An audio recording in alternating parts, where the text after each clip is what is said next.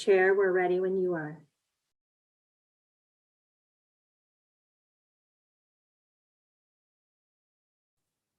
Okay, great. Thank you, Linda. And thank you, everybody. Good morning. Glad you're all here for the MAG Transportation Review Committee meeting this month. I've got a big agenda today, and so appreciate everyone being here. Just a couple of reminders before we get started. Stay on mute unless you're speaking, and at that point, go ahead and make sure you unmute yourself. You've heard this before, and go ahead and remute when you're done. Because we're on a virtual meeting, we'll do roll call votes for each of the actions taken and here at the beginning of the meeting. And so we'll go ahead and get started. I'll turn it over to Linda to do our first roll call. Thank you, Chair. Good morning, members. I will call your name. Please indicate you are here, you are present for the record, and remember to unmute before responding. Thank you. Grant Anderson. Chris Bridges. Greg Byers. Present. Thank you. Trevor Ebersol. Present. Thank you. Jorge Gastelum. Present. Thank you. Henry Ikwak Ukwa. Present. Thank you. David Janover. Here. Thank you. Scott Lowe. Here. Thank you. Adina Lund. Present. Thank you. Hal Marin. Present. Thank you. Jamie McCracken. Mark Melichenko.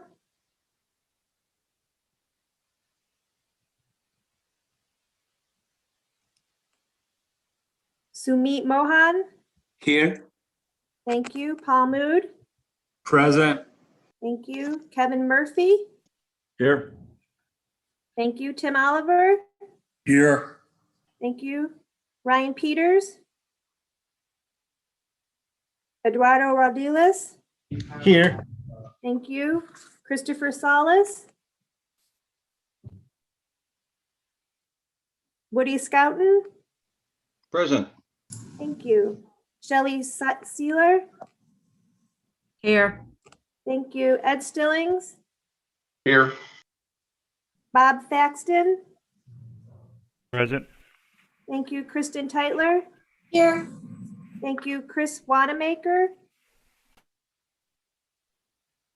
Oh, I think he's connecting. Michael Weber. Here. Thank you. Troy White.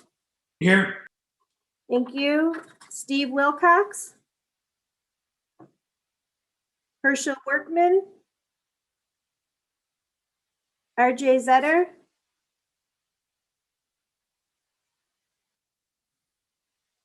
And Chair, I know you are here. Is there anybody that I have missed?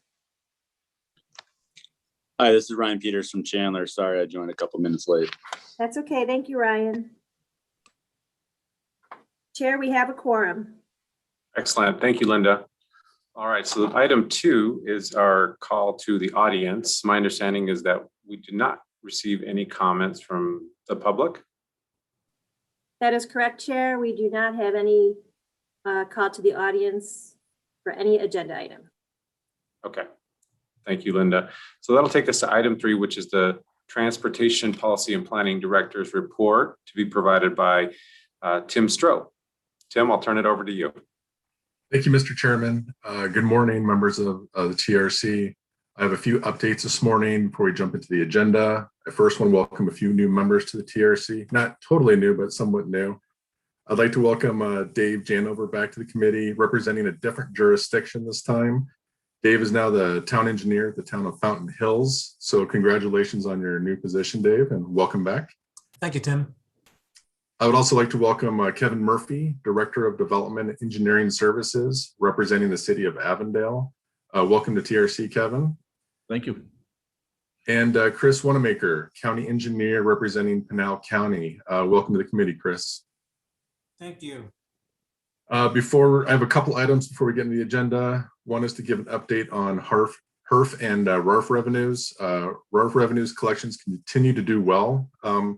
March collections were 9.7% higher than the March the previous year, and HERF revenues were 3.1% higher than March of 2020. So that's excellent news as we head into spring. The next item I have this morning is to let the committee know that the notice of funding opportunity was released by the Department of Transportation for the RAISE grants, formerly known as the BUILD grants. The RAISE grants stands for Rebuilding American Infrastructure with Sustainability and Equity Program. Same as the BUILD grants last year, $1 billion is available through a competitive merit-based grant process to modernize and create new American infrastructure. Eligible applicants include state, local, and tribal governments, MPOs, and other government entities. Eligible projects include surface transportation projects, bridges, highways, freight, rail, transit. For this round of RAISE grants, the maximum grant award is $25 million, with no more than $100 million that can be awarded to a single state, and up to $30 million would be awarded to planning grants, including at least $10 million to areas of persistent poverty. Applications are due by July 12th, 2021. More information can be found at transportation.gov/RAISE grants. The DOT will also be providing upcoming webinars to help you guide you through the application process. So I'd encourage you to go to their site. Typically in the past, MAG has provided applicants in our region with a letter of support. We will get back to this committee on what that process will look like in the next coming months. So there's more to come on that. Mr. Chairman, that completes my report.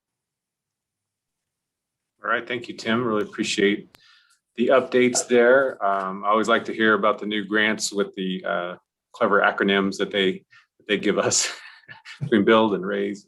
So I also want to welcome back Dave Janover and welcome Kevin Murphy and Chris Wanamaker. So thank you guys for being here and serving on this committee. Thanks, Mario. Thanks for the good news, Tim, on the revenue reports. That's always very welcome news. So thank you. All right, well, we'll move on then. Or do you want to open it up to any questions for Tim for his report? Anyone have any questions? Okay, hearing none, I will move to item 4, which is approval of the consent agenda. The two items on today's consent agenda are the March 25th, 21 minutes and project changes to the Transportation Improvement Program. Does anyone have any questions or would like to pull out either of these items for discussion? Okay, do I have a motion on the consent agenda? So moved.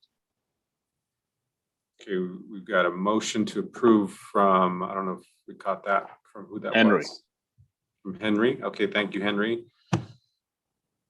I'll second. Chris Bridges. Thank you, Chris, for the second. We've got a motion and a second, and we'll need to do a roll call. So I'll turn it over to Linda.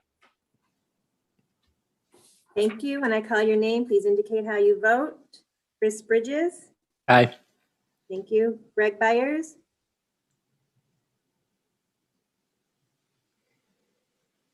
Aye. Thank you. Trevor Ebersol. Aye. Thank you. Jorge Gastelum. Aye. Henry Ikwat Ukwa. Aye. Thank you. David Janover. Aye. Thank you. Scott Lowe. Aye. Thank you. Adina Lund. Aye. Thank you. Hal Marin. Aye. Thank you. Mark Melichenko. Aye. Thank you. Sumit Mohan. Aye. Thank you. Paul Mood. Aye. Thank you. Kevin Murphy. Aye. Thank you. Tim Oliver. Aye. Thank you. Ryan Peters. Aye. Thank you. Eduardo Rodales. Aye. Thank you. Woody Scouten. Aye. Thank you. Shelley Seiler. Aye. Thank you. Bob Thaxton. Aye. Thank you. Kristen Teitler. Aye. Thank you. Chris Wanamaker. Aye. Thank you, Michael Weber. Aye. Thank you, Troy White. Aye. Thank you, Steve Wilcox. Aye. Thank you, Chair. How do you vote? I vote aye. Thank you. Have I missed anyone? Chair, this passes unanimously. All right, thank you, Linda. Move on to item 5, which is the MAG federally funded, locally sponsored project development status report. Here to provide that report is Patrick Stone, MAG Transportation Project Program Improvement Supervisor. So I'll turn it over to you, Patrick. Thank you, Chair Paniagua, and members of the Transportation Review Committee. This item is on the agenda for action today. This is the semi-annual update of federally funded, locally sponsored project development status report. The packet contains 2 items. One are commitment letters from member agencies identifying resources are in place to deliver projects. And second, we have the workbooks, which actually provide a snapshot identifying how projects are moving through the development process. Just wanted to emphasize to the committee, first, a thank you to the agencies for submitting these. They have a huge benefit to myself and my team. It allows MAG staff to ensure that funds are being used timely, projects are moving forward well, and also to identify if there may be any issues and challenges on projects and provide the assistance where we can as quickly as possible. And with that, I'd be available for any questions on this item.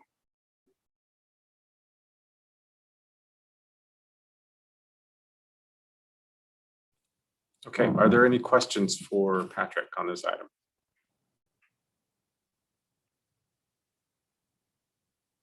Okay, this is an action item, so we'll need a motion to move this one forward. Scott Lowe move. Okay, Scott, thank you. Can I get a second? I second. Sumit, that's all right. David can have it. All right, thank you, David, for Thank you. the second. All right, so I'll turn it back to Linda for another roll call vote. Thank you, Chair. When I call your name, please indicate how you vote. Chris Bridges.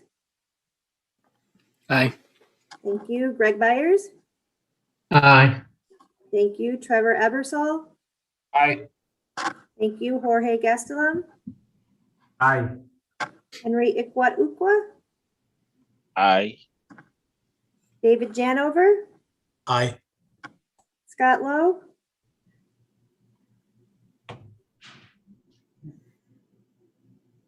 I know he made the motion. Aye. you. Sorry, I'm muted. That's okay. Adina Lund. Aye.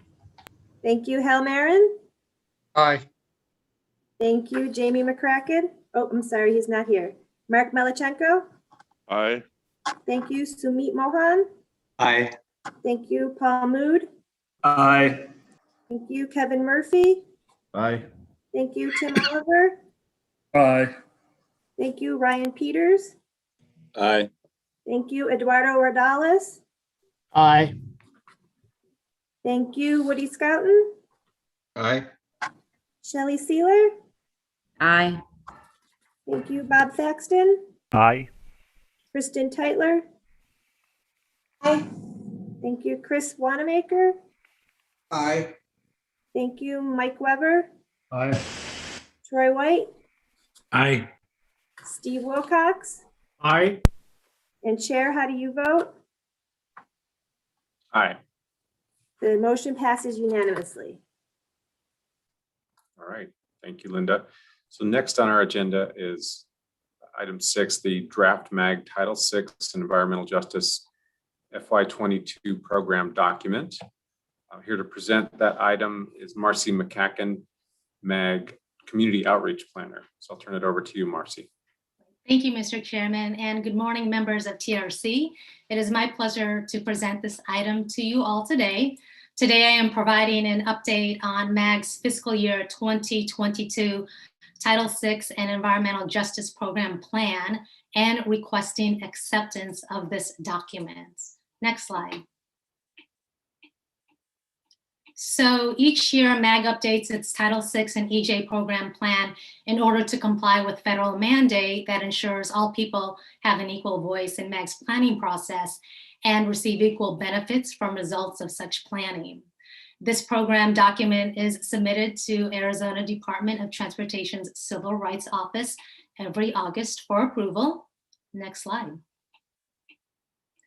MAG's Title VI and EJ program includes updated regional data maps, such as the minority population numbers, the population with income below poverty, and the limited English proficiency maps, as well as updated population data charts and tables. These data maps, charts, and tables were updated using the latest available population numbers from the US Census Bureau and the American Community Survey's 5-year estimates data. Next slide. Also, MAG public engagement information was updated due to the COVID-19 pandemic. In-person public meetings at MAG ceased and instead were held virtually. Even though the public could not attend meetings in person to share public comments, they can now send public comments via an online comment form, which is on MAG's website prior to any of MAG's public meetings.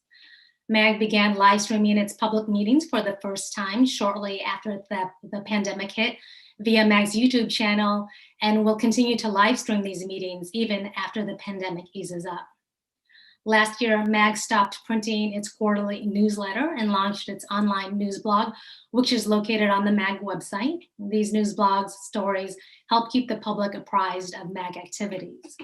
Next slide. So throughout the year, MAG hosts community outreach tables at events that engage with Title VI communities, such as the Arizona Diamondbacks Inclusion Day, the African American Conference on Disabilities, and Salt River Pima Maricopa Indian Communities Native American Recognition Day.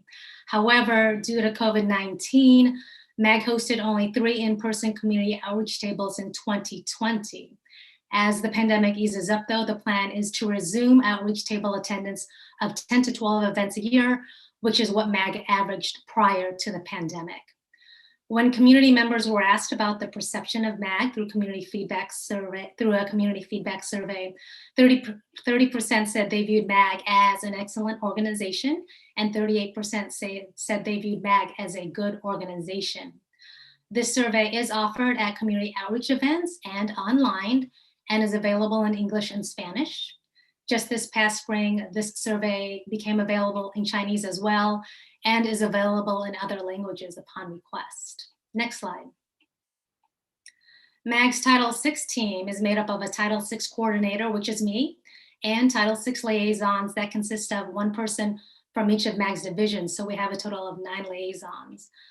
The Arizona Department of Civil Rights Office held a Title VI peer discussion event online last September, where government agencies throughout the state shared insights and tips on how they complied with Title VI in a virtual setting during COVID-19.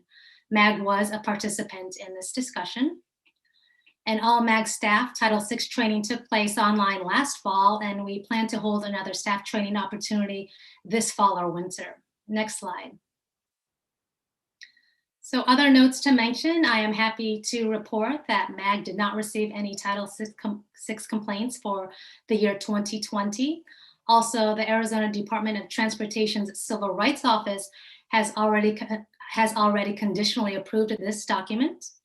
This item will also be placed on the agenda for next month's Management Committee and Regional Council meetings for acceptance. Next slide. Again, I am asking for acceptance of MAG's fiscal year 2022 Title VI and Environmental Justice Program document. Next slide. And this concludes my presentation. I am happy to answer any questions. Thank you. All right, thank you, Marcy, for the great presentation. Does anyone have any questions for Marcy on this item?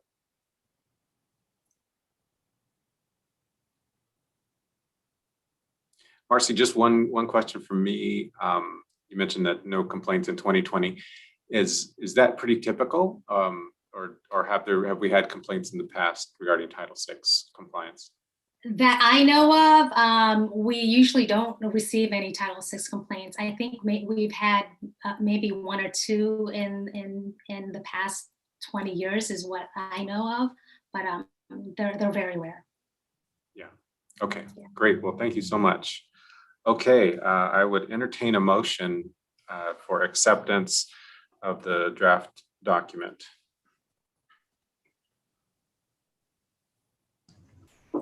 So moved. Second, Adina. That was a motion by Woody. Was it Woody? Yes. And then the second by Adina Lund. So thank you for the motion and second. All right, Linda, you're back on for the roll call.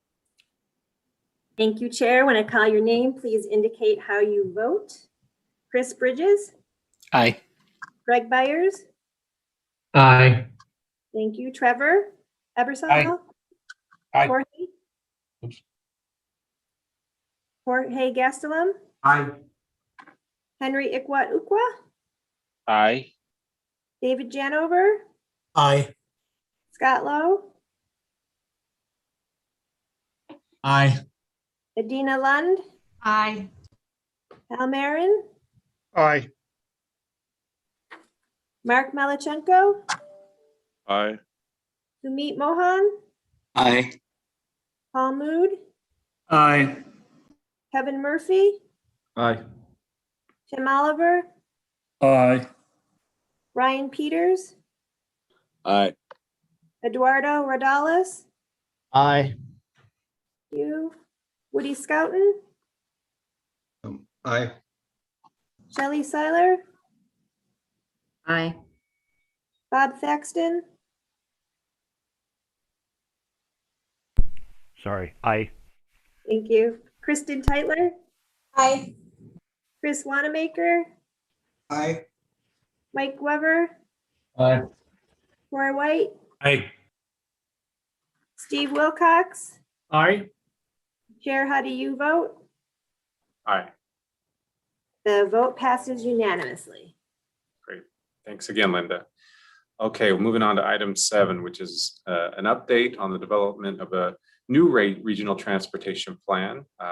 Presentation is going to be by Audra Kester-Thomas, MAG Transportation Planning Program Manager. So I'll turn it over to you, Audra.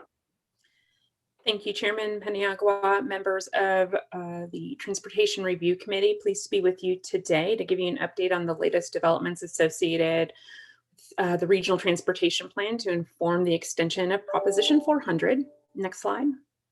As included in your agenda packet for today, we'll focus largely on the recently completed survey results. That full report was included in your agenda packet. But we'll also talk about where we are. We're at kind of the crescendo of this process with scenario development now complete. We're really working now towards consensus preferred alternative over the course of the next weeks and months. And we'll talk specifically about what's ahead. Next slide. At the direction of our policymakers, they requested a better understanding of where likely voters in Maricopa County are regarding transportation priorities, but also reflections on a tax rate in term, and given the current pandemic, a better understanding of individuals' reflections on their personal economic circumstance to determine whether or not November 2022 is the appropriate election date. We were out in the field in January and February of this year, surveying likely voters in Maricopa County. This is a statistically significant and survey with a margin of error of plus or minus 3%.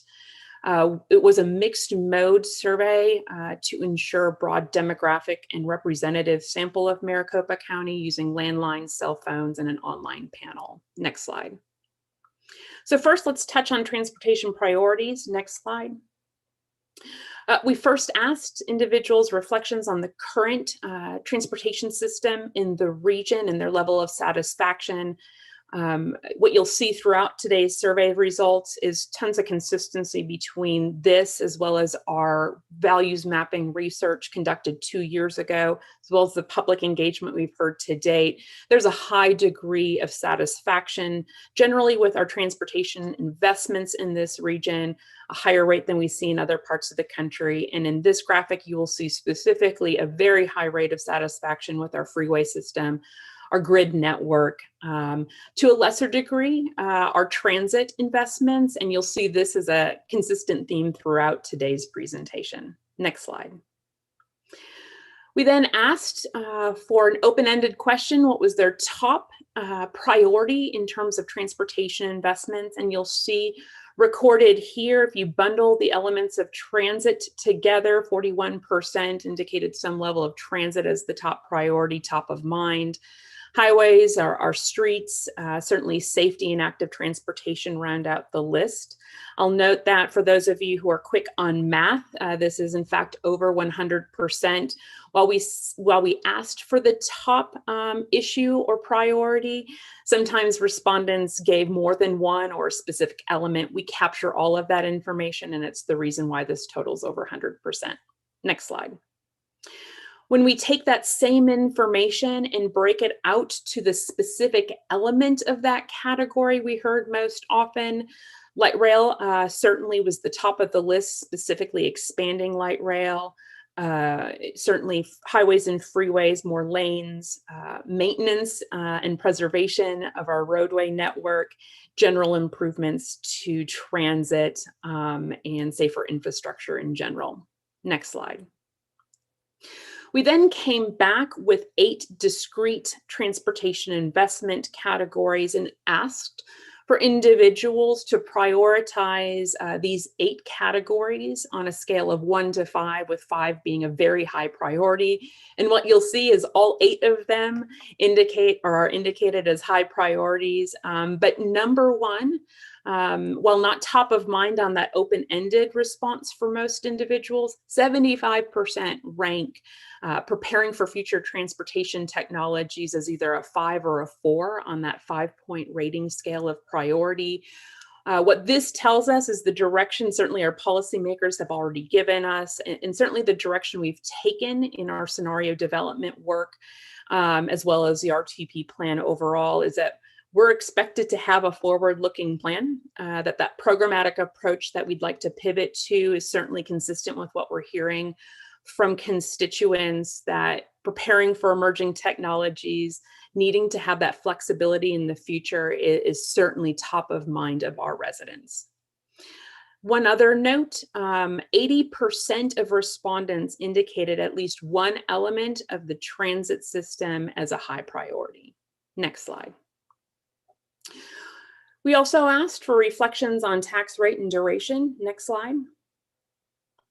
And what we learned is that there's a high degree of support for continuation of the established half-cent sales tax here in this region. 65% either strongly support on a scale of 1 to 5, or support with a strong 4.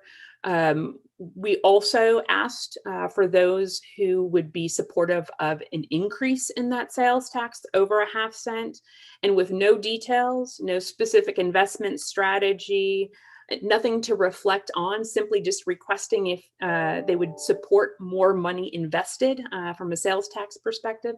45% indicated support for an expansion of the tax. What that tells us is that there's lots of room to have this conversation with constituents, that they certainly understand the importance of transportation in this region. They see how it impacts their quality of life, the ability for their own economic prosperity. And so for us, that's really good news. Overall, only 8% of respondents were not supportive of either a tax extension or expansion. Notable amongst this 8%, generally these individuals are anti-tax. It's not specifically this sales tax or transportation tax they're against, it's generally taxes. Next slide. We also came back and added just a little bit more information, acknowledging that a continuation of a half cent of a sales tax was not sufficient to keep pace with our current needs or growing demand on the system given our high rate of growth, and asked whether or not that additional information would influence their decision. And what we saw is it does. It helps to improve support for an expansion of the tax, or further reinforces individuals' already positive support. Next slide. One of really important findings of this research is just how strong constituents support a continuation of a regionally focused investment strategy. We asked whether or not their support in an investment strategy would diminish if we would continue with the historical format of investing in regionally significant projects, even if those projects weren't located within the respondents' individual communities. And what you see here is 80% of individuals said that they still would support, they'd be very likely to support a tax extension. What that tells us and the responses that we received from respondents is they recognize an improvement to one part of the system as an improvement for the entire transportation system.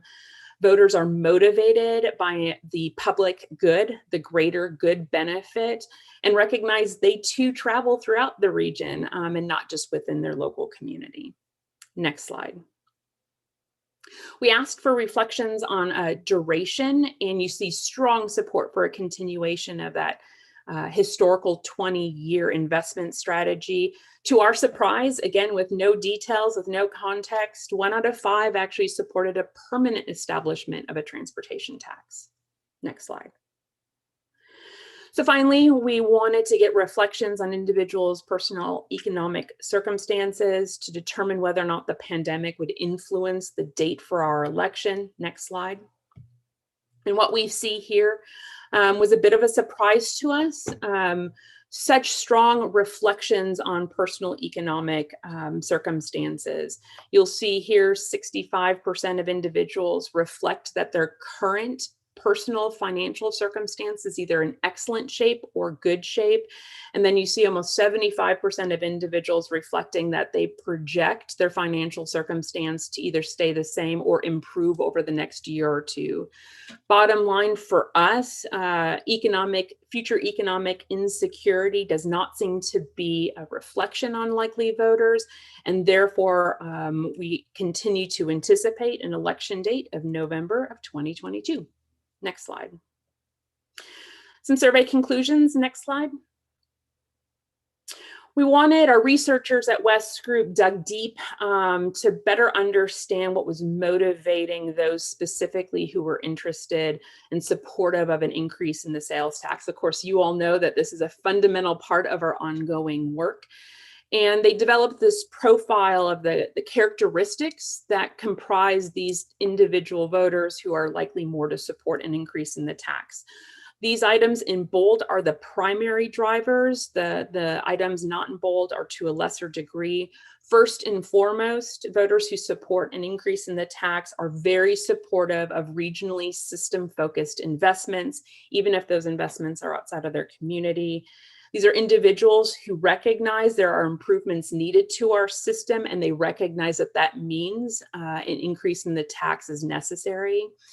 Also, these are individuals who consider transit investments as a high priority in the region. To a lesser degree, and probably no surprise to all of you, these are individuals who tend to be slightly more liberal than conservative when self-reported, and tend to be more optimistic about their future financial position. Next slide.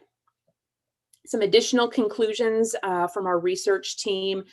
Voters are focused on the big, broad topics, not necessarily the specific elements. That's helpful for us as we continue to move through this public engagement process and move into a communication strategy once we do reach a consensus plan. Issues are much bigger drivers than individual demographics. In other words, people's preferences are driving the outcomes of this polling research. There were very, very few instances where we could find demographic drivers, geography, personal characteristics that were unique or different amongst the region. There is considerable regional consistency in the support for transportation, not only for the tax, but also in what are the top priorities. This is a question we certainly have discussed over the last several years. There is an expectation that the portfolio that we will develop will be multimodal. We've talked previously whether or not perhaps we split the tax ballot question, perhaps have a freeway focused question and a transit focused. And what we've learned through this research is, and similar to what we've gotten in terms of feedback, is our constituency is expecting a multimodal package. And then finally, just to reiterate, there is just a high degree of support for the regionally focused investments. Next slide. So to bring you up to speed on where we're at in this very busy part of the RTP development process. Next slide. You'll just by way of reminder, this is our performance-based evaluation process. We are at the end, if you can believe it, having gone through, sorted through almost 1,600 different entries from our RTP call for projects and our now large compendium of needs. Now we have, and we'll be releasing tomorrow, 4 scenarios. These are fiscally constrained scenarios, 2 scenarios at a half-cent assumption, also 2 scenarios where we increase to a 1 cent sales tax, as we've described to this committee and certainly to our policymakers now going on 2 years. The half-cent continuation is not enough to meet our current needs to fulfill the Proposition 400 program, let alone new and emerging needs. And so we feel it very strongly that MAG provide our policymakers better understanding of what we could deliver if we did increase that sales tax, the same authority as other counties in the state of Arizona. Next slide. So the upcoming weeks and months, we will move from these 4 different scenarios towards a preferred alternative of those big capital intensive, regionally significant projects and program investments that we've reached consensus on by summer. We will take those decisions, move them through our federally required air quality conformity process, which takes approximately 5 months before we wrap that into the final plan for regional council's consideration and adoption the end of this year, prior to going to the legislature next year, and then hopefully to the ballot next November. Next slide. While we are focused on distributing the scenarios tomorrow to begin our conversation with the management committee work group next week, we are planning ahead for next month and a big push for public engagement. We have been very pleased with the amount of engagement feedback we've received to date, albeit in a virtual only setting. Middle of next month, we will host a variety of different virtual activities where we hope and encourage constituents from all across the region to join us, provide their feedback, get reflections from them on the scenarios, information and feedback that will be invaluable to our policymakers in making some tough choices ahead.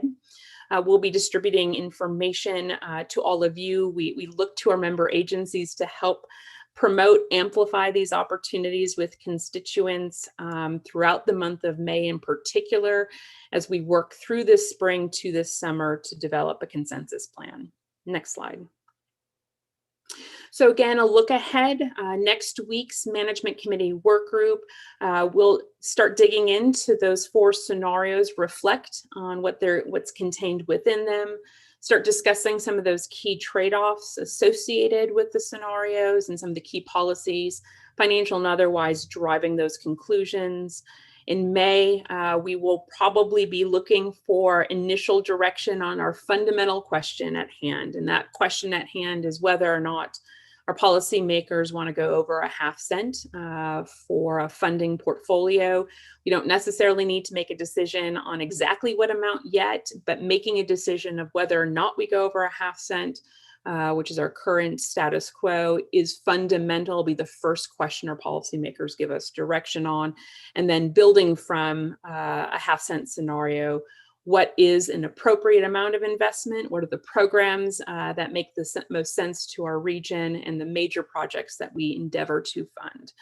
Again, June and July, driving towards that preferred scenario for concurrence by our Transportation Policy Committee and ultimately Regional Council. Chairman Paniagua, this completes my presentation. I'd be happy to answer any questions. Okay, thank you, Audra. Great presentation. Does anyone have any questions for Audra? Trevor with Glendale does. Okay, Trevor, go ahead. I thank you, Audra, for the presentation. I'm glad to hear that the review of scenarios is being developed for the half-cent versus 1 cent. Just something for you to take back to your team and for consideration is I've been asked by our elected officials and city management that it would be nice to see an incremental increase, such as a half-cent, 0.6, 0.7, 0.8 increase to see what projects can make it into the program if they're at a half a cent. We understand a half a cent is barely adequate to maintain what we have right now. What would 0.6 get us? What would 0.7 get us? What projects would make it through? What would drop off? Those are comments from our elected officials. So use that for what it's worth.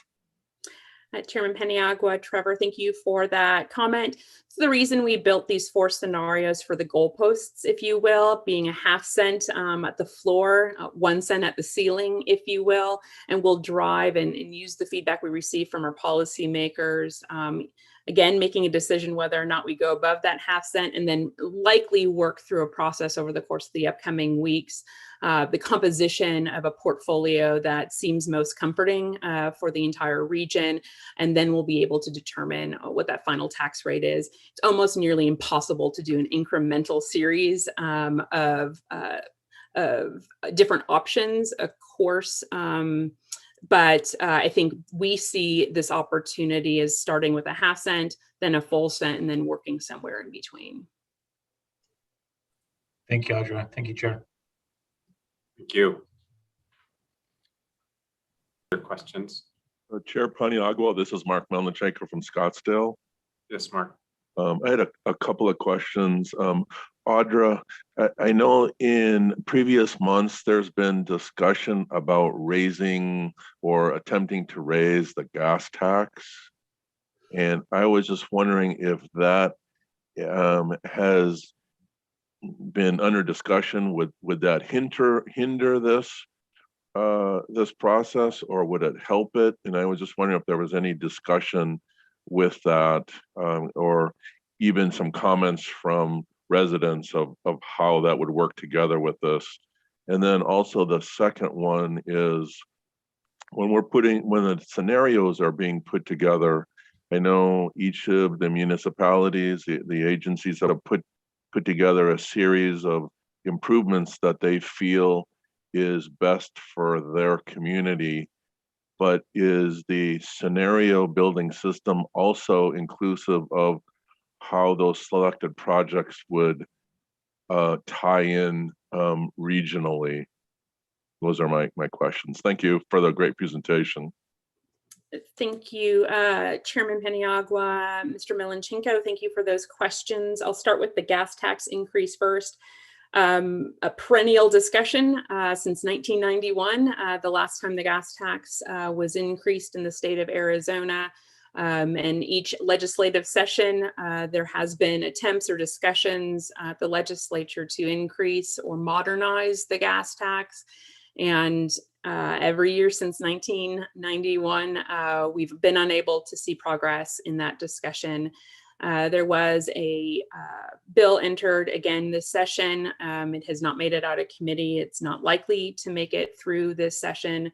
And there hasn't been a lot of discussions about marrying this particular tax initiative for Maricopa County only with a statewide solution, in part because of a bit of the confusing messages associated with it. MAG's position is that there is a need for modernization of the gas tax. As we've discussed in this committee before, when you adjust for inflation in 2019, we received less in the highway user revenue funds than we did in the year 2000. In that same year of 2019, it's the first year that fuel makes up less than 50% of the HERF composition. Right now just over 50% of HERF is coming from licensing and fees. And of course, we know that's because of continued fuel efficiency and the increase of electrification of the fleet.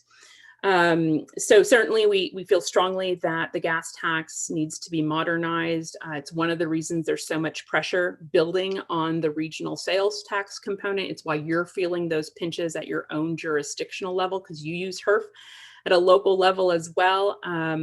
So I don't know that I can expand much more on that particular point. Regarding the projects submitted by member agencies, indeed, that needs catalog developed now a year ago, 12 months ago, has been instrumental as part of this process. We used that performance-based process to evaluate the hundreds of freeway and arterial projects in particular, to start to reduce the number down to the highest performing. We did that over the course of the last 6 months, as you all know, getting through a step 2 and a step 3 process. To build really the portfolio of projects that we used for consideration in building the scenarios. Once we got to that stage, indeed, Mr. Milenchenko, we absolutely looked at the regionalism of those projects, particularly if they could work in concert with the system investments also within that scenario.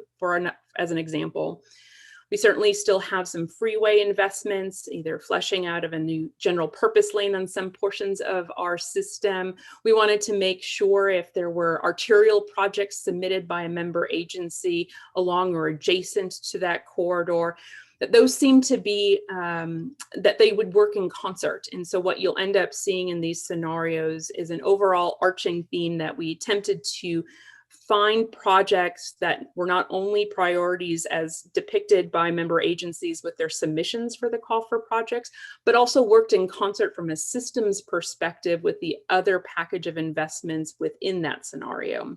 I will use this opportunity as well to remind you or ask you perhaps if your mayors have not seen the latest of the projects that made it through this performance-based process.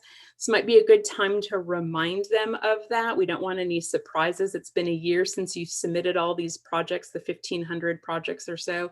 This might be a good time to remind your elected officials so there's no surprises on what comes out of the scenarios. But again, we recognize at the end of the day that there are limitations even if we do increase up to 1 cent. We're unable to do everything, certainly to the degree of interest that we received in the call for projects. But we feel confident that we've been able to put together 4 scenarios that serve as a great starting point for discussion in the region. So hope that answers your question, Mr. Milenchenko, or your 2 questions, Mr. Milenchenko. Thank you very much. Thanks, Audra. Thanks, Mark. Anyone else have questions?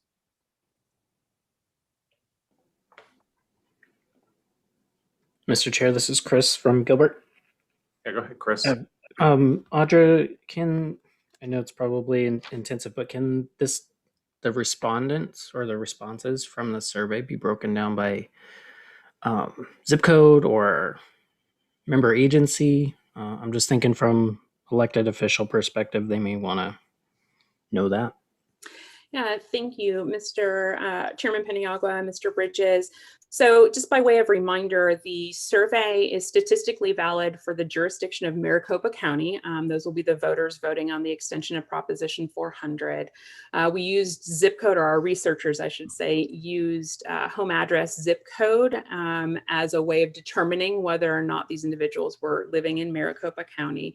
And so just to be clear, it is not statistically significant or valid at any other jurisdictional level than the county. So breaking it down any further by member agency, jurisdiction, or zip code could result in maybe 1 or 2 individuals from each of them. So I just want to be very clear that it is not statistically valid at that level. What our research team did do, and if you've had a chance to look deep in the appendix for the survey itself, is to evaluate whether or not there were differences between the East Valley, West Valley, and Central core of the region. Again, we have bigger blocks of individuals amongst the over 1,000 people that were surveyed. And when conducting their multivariate regression analysis, they were able to find a few instances where there was a slight difference above the margin of error between the West Valley or the East Valley, and you'll see that reported in the summary. But any more granular than that, unfortunately, there isn't statistic significance for.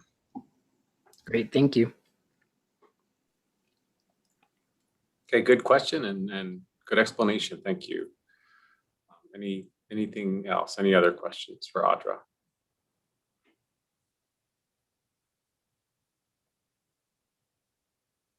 Okay, thank you again. I just want to comment that, you know, we saw some promising information there in the data and the survey results, particularly the willingness, or actually just the perspective for regional projects, and that people really are looking at investment regionally and seeing that as a benefit.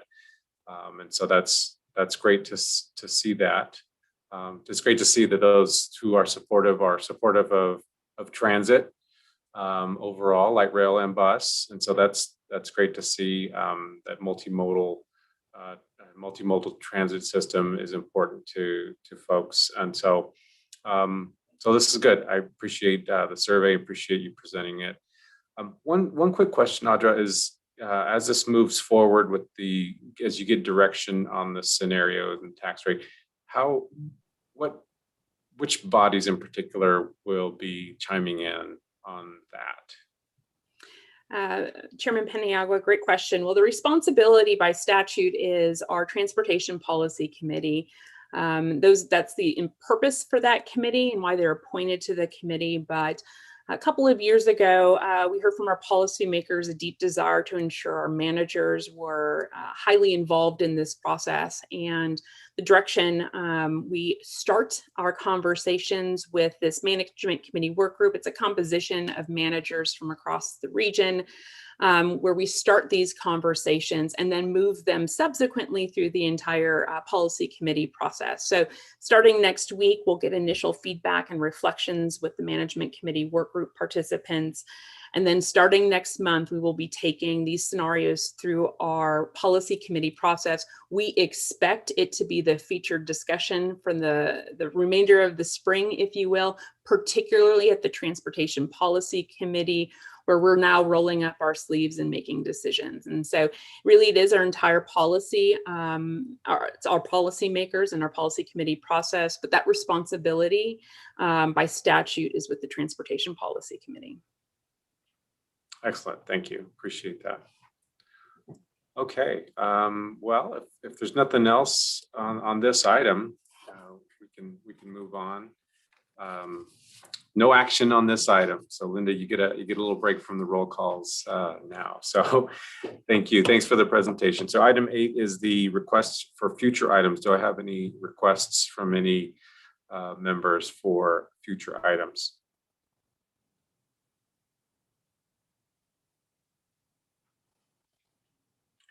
Okay, hearing none. We have no further business other than to mention that our next meeting is Thursday, May 27th at 10 o'clock. And with that, we are adjourned. Thank you, everybody. Appreciate your time today. Thank you. Thank you all. Thank you all. Thank you all. Thank you.